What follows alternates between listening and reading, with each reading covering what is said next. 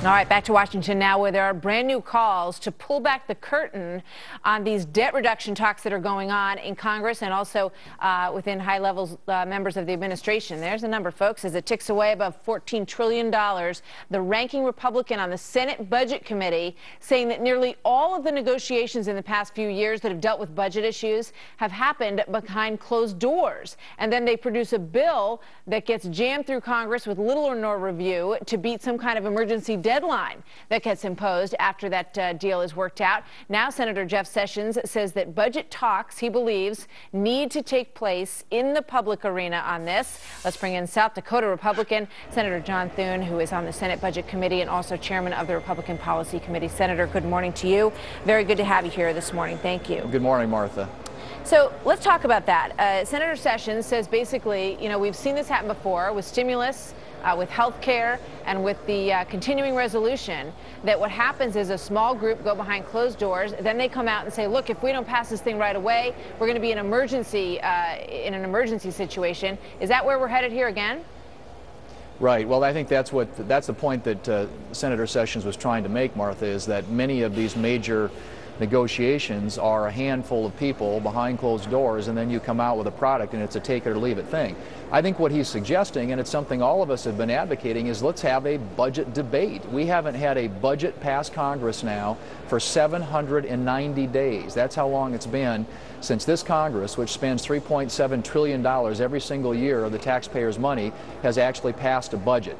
There is a way that we should be doing this. We have committee process, regular order. It's all in the light of day, and that's how the budget process ought to be conducted. I think that was the point that Senator Sessions was making.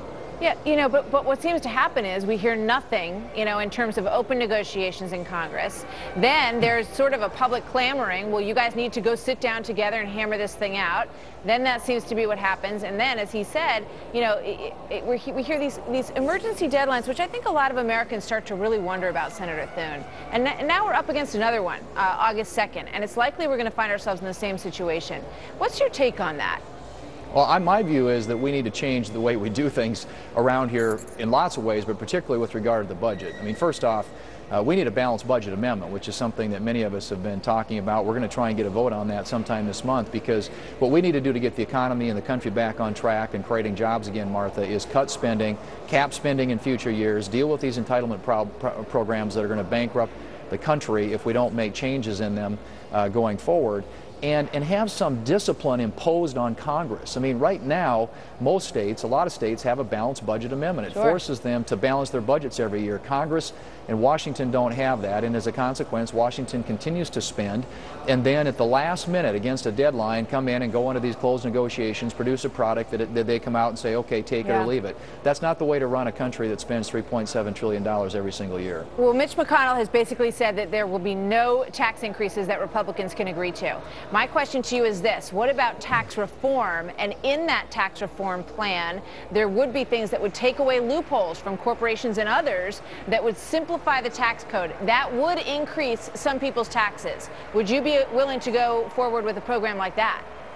Well, I think tax reform is long overdue, but it's going to take presidential leadership in order to accomplish that, and this president has demonstrated no, at least yet, inclination to get into these heavy debates and these heavy issues.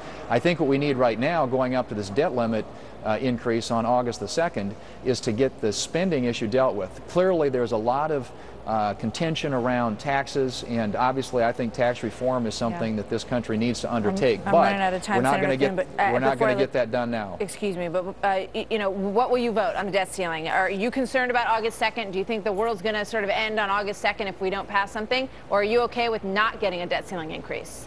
Well, I think we need to raise the debt ceiling, but we need at the same time to cut spending and cap spending and do something about these long-term problems that we've got that are going to bankrupt the country in the form of entitlement programs. Senator John Thune, thank you very much. We hope to see you back here again soon. Big discussion. Thanks, Martha.